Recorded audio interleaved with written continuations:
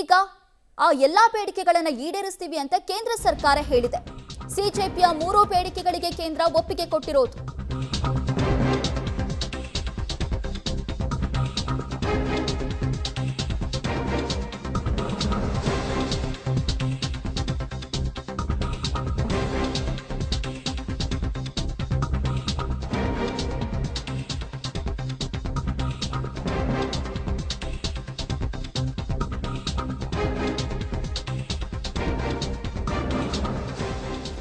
ಹಾಗಾದ್ರೆ cockroach Janata party ಕೊಟ್ಟಿದ್ದಂತಹ ಬೇಡಿಕೆಗಳು ಏನು, ಅದನ್ನ ಕೇಂದ್ರ ಸರ್ಕಾರ ಈಡೇರಿಸ್ತೀನಿ ಅಂತ ಹೇಳಿರೋದು ಹೇಗೆ ಅನ್ನೋದನ್ನ ನೋಡ್ತಾ ಹೋಗೋಣ.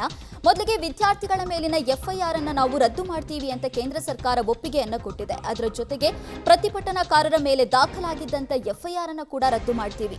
ಮೃತ ವಿದ್ಯಾರ್ಥಿಗಳ ಕುಟುಂಬಗಳಿಗೆ ಪರಿಹಾರವನ್ನ ಕೊಡ್ತೀವಿ. ಕಾಕ್ರೋಚ್ ಜನತಾ ಪಾರ್ಟಿ ಕೇಳಿದ್ದು 1 ಕೋಟಿ ಪರಿಹಾರ. ಈ ಬಗ್ಗೆ ಮತ್ತಷ್ಟು ಡೀಟೇಲ್ಸ್ ಅನ್ನ ಕೊಡ್ತಾರೆ ನಮ್ಮ ದೆಹಲಿ ಪ್ರತಿನಿಧಿ ಶಬೀರ್ ನಮ್ಮ ಜೊತೆ ಸಂಪರ್ಕದಲ್ಲಿದ್ದಾರೆ. ಶಬೀರ್, ಕೇಂದ್ರ ಸರ್ಕಾರ ಮತ್ತು ಸಿಜೆಪಿ ನಡುವೆ ಇವತ್ತು 3ನೇ ಸುತ್ತಿನ ಸಭೆ ನಡೆಯಿತು. ಈ ಸಭೆಯಲ್ಲಿ ಏನೆಲ್ಲ ಚರ್ಚೆ ಆಯಿತು? ನೋಡಿ, ಸಿಜೆಪಿ ಪ್ರತಿಭಟನೆಯನ್ನ ತಾರ್ಕಿಕ ಅಂತ್ಯಕ್ಕೆ ತರುವಂತ ನಿಟ್ಟಿನಲ್ಲಿ ಕೇಂದ್ರ ಸರ್ಕಾರ ಮತ್ತೆ ಸಿಜೆಪಿ ನಾಯಕರ ನಡುವೆ ಇವತ್ತು 3ನೇ ಸುತ್ತಿನ ಸಭೆ ನಡೆಯಿತು. ಈ ಸಭೆಯಲ್ಲಿ ಬಹುತೇಕ ಸಿಜೆಪಿಯ ಎಲ್ಲ ಬೇಡಿಕೆಗಳನ್ನ ಈಡೇರಿಸುವಂತ ಭರವಸೆಯನ್ನ ಕೇಂದ್ರ ಸರ್ಕಾರ ಕೊಟ್ಟಿದೆ. ನೋಡಿ, 3ನೇ ಸುತ್ತಿನ ಸಭೆ ನಡೆಯೋಕ್ಕಿಂತ ಮುಂಚೆನೆ ಶಿಕ್ಷಣ ಸಚಿವರಾಗಿದ್ದಂತ ಧರ್ಮೇಂದ್ರ ಪ್ರಧಾನ್ ರಾಜೀನಾಮೆಯನ್ನ ಘೋಷಣೆ ಮಾಡಲಾಯಿತು. ಅದಾದ ಬಳಿಕ ಸುಮಾರು ಸಂಜೆ 4 ಗಂಟೆಗೆ ಈ ಸಭೆಯನ್ನ ಕರೆಯಲಾಗಿತ್ತು. ಸಭೆಯಲ್ಲಿ ಕೇಂದ್ರ ಸಚಿವ ಜೆ.ಪಿ. ನಡ್ಡಾ ಮತ್ತೆ ಜಿತೇಂದ್ರ ಸಿಂಗ್ ಕೂಡ ಭಾಗಿಯಾಗಿದ್ರು. ಮತ್ತೆ ಸಿಜೆಪಿಯ ಪಕ್ಷದಿಂದ ಇಬ್ಬರು ಕೂಡ ಪ್ರತಿನಿಧಿಗಳು ಕೂಡ ಭಾಗಿಯಾಗಿದ್ರು. ಈ ಒಂದು ಸಭೆಯಲ್ಲಿ ಮುಖ್ಯವಾಗಿ ಕೆಲವೊಂದಿಷ್ಟು ಪ್ರಮುಖ ನಿರ್ಧಾರಕ್ಕೆ ಬರಲಾಗಿದೆ. ಒಂದು, ಧರ್ಮೇಂದ್ರ ಪ್ರಧಾನ್ ಅವರ ರಾಜೀನಾಮೆಯನ್ನು ಅಂಗೀಕರಿಸಲಾಗಿರುವಂಥದ್ದು. ಎರಡನೇದು, ದೆಹಲಿ ಸೇರಿದಂತೆ ದೇಶಾದ್ಯಂತ ಎಲ್ಲೆಲ್ಲಿ ಈ ಒಂದು ಪ್ರತಿಭಟನೆಗೆ ಸಂಬಂಧಪಟ್ಟಂತೆ ಎಫ್ಐಆರ್ಗಳು ದಾಖಲಾಗಿದ್ದಾವೆ, ಅದು ಬಿಜೆಪಿ ಸರ್ಕಾರ ಆಗಿರ್ಬೋದು ಅಥವಾ NDA ಸರ್ಕಾರ ಆಗಿರ್ಬೋದು ಅಥವಾ ದೆಹಲಿ ಆಗಿರ್ಬೋದು, ಎಲ್ಲೇ ಎಫ್ಐಆರ್ ದಾಖಲಾಗಿದ್ರು ಕೂಡ ಆ ಎಫ್ಐಆರ್ಗಳನ್ನ ವಾಪಸ್ ಪಡಿಬೇಕು. ಮಂಗಳವಾರದ ವೇಳೆಗೆ ಈ ಎಲ್ಲಾ ಮಾಹಿತಿಗಳನ್ನ ಕೂಡ ನಮಗೆ ಕೊಡಬೇಕು ಅನ್ನುವಂತಹ ಒಂದು ಷರತ್ತನ್ನ ಹಾಕಲಾಗಿರುವಂತದ್ದು.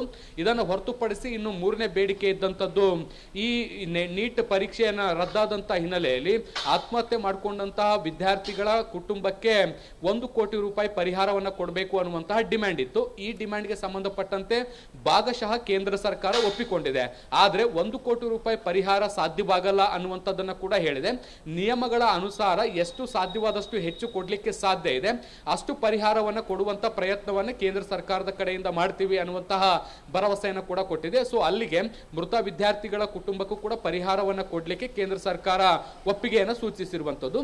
ಸೊ 3 ಕಂಡೀಷನ್ಗಳನ್ನ ಏನು ಈ ಸಿಜೆಪಿ ಹಾಕಿತ್ತು, ಆ ಎಲ್ಲಾ ಕಂಡೀಷನ್ಸ್ ಕೂಡ ಸರ್ಕಾರ ಒಪ್ಪಿಕೊಂಡಿರುವಂತಹ ಹಿನ್ನೆಲೆಯಲ್ಲಿ ಇವತ್ತು ಪ್ರತಿಭಟನೆಯನ್ನು ಅಂತ್ಯಗೊಳಿಸಿದೆ. ಇದರ ಜೊತೆಗೆ ಶಿಕ್ಷಣ ಕ್ಷೇತ್ರದಲ್ಲಿ ಬದಲಾವಣೆಗೆ ಸಂಬಂಧಪಟ್ಟಂತೆ 5 ಅಂಶಗಳ ಒಂದು ಬೇಡಿಕೆಯನ್ನು ಕೂಡ ಇವತ್ತು ಕೇಂದ್ರ ಸರ್ಕಾರಕ್ಕೆ ಸಲ್ಲಿಸುವಂತ ಕೆಲಸವನ್ನ ಸಿಜೆಪಿಯ ನಾಯಕರುಗಳು ಮಾಡಿರುವಂತದ್ದು. ಸೊ ಈ ಒಂದು ಅಂಶಗಳನ್ನ ಇಟ್ಕೊಂಡು ಮುಂದಿನ 4 ವಾರಗಳ ಬಳಿಕ ಮತ್ತೊಂದು ಸಭೆಯನ್ನ ಕರೆಯುವಂತ ನಿರ್ಧಾರವನ್ನ ಮಾಡಲಾಗಿದೆ. ಇಲ್ಲಿ ಶಿಕ್ಷಣ ತಜ್ಞರನ್ನ ಒಳಗೊಂಡಂತ ಒಂದು ಸಮಿತಿಯನ್ನ ರಚನೆ ಮಾಡಿ ಭವಿಷ್ಯದಲ್ಲಿ ಪ್ರಶ್ನೆ ಪತ್ರಿಕೆ ಸೋರಿಕೆ ಸೇರಿದಂತೆ ಪರೀಕ್ಷಾ ಅಕ್ರಮಗಳನ್ನ ತಡೆಯುವಂತ ದೃಷ್ಟಿಯಿಂದ ಶಿಕ್ಷಣ ಕ್ಷೇತ್ರದಲ್ಲಿ ಯಾವ ರೀತಿಯಾದಂತಹ ಬದಲಾವಣೆಗಳನ್ನ ತರಬೇಕು, ನಿಯಮಗಳನ್ನ ತರಬೇಕು, ಕಾನೂನುಗಳನ್ನ ರೂಪಿಸಬೇಕು ಅನ್ನುವಂಥದ್ರ ಬಗ್ಗೆ ಸಂಪೂರ್ಣವಾಗಿ ವಿವರವಾದಂತಹ ಚರ್ಚೆಯನ್ನ ಮಾಡಿ ಅದಕ್ಕೆ ಸಂಬಂಧಪಟ್ಟಂತೆ ಕ್ರಮಗಳನ್ನು ಕೂಡ ತೆಗೆದುಕೊಳ್ತೀವಿ ಅನ್ನುವಂಥದ್ದನ್ನು ಕೂಡ ಕೇಂದ್ರ ಸರ್ಕಾರ ಹೇಳಿದೆ. ಸೊ ಎಲ್ಲ ಬೇಡಿಕೆಗಳು ಕೂಡ ಈಡೇರಿಕೆ ಆಗಿರುವಂತಹ ಹಿನ್ನೆಲೆಯಲ್ಲಿ ಇವತ್ತು ಸುದ್ದಿಗೋಷ್ಠಿ ನಡೆಸಿದಂತಹ ಸಿಜೆಪಿ ಪಕ್ಷ ಮುಖಂಡರೇನಿದ್ದಾರೆ ಇವರು ಪ್ರತಿಭಟನೆಯನ್ನ ನಿಲ್ಲಿಸಿರುವಂಥದ್ದು. ಮತ್ತೆ ಪ್ರತಿಭಟನೆಯಲ್ಲಿರುವಂತಹ ಎಲ್ಲಾ ವಿದ್ಯಾರ್ಥಿಗಳು, ವಿದ್ಯಾರ್ಥಿ ಸಂಘಟನೆಗಳು, ನಾಯಕರು, ಪೋಷಕರು ಎಲ್ಲರೂ ಕೂಡ ತಮ್ಮ ಮನೆಗೆ ವಾಪಸ್ ಮರಳಬೇಕು ಅಂತ ಮನವಿಯನ್ನು ಕೂಡ ಮಾಡಿದ್ದಾರೆ. ನಯನ.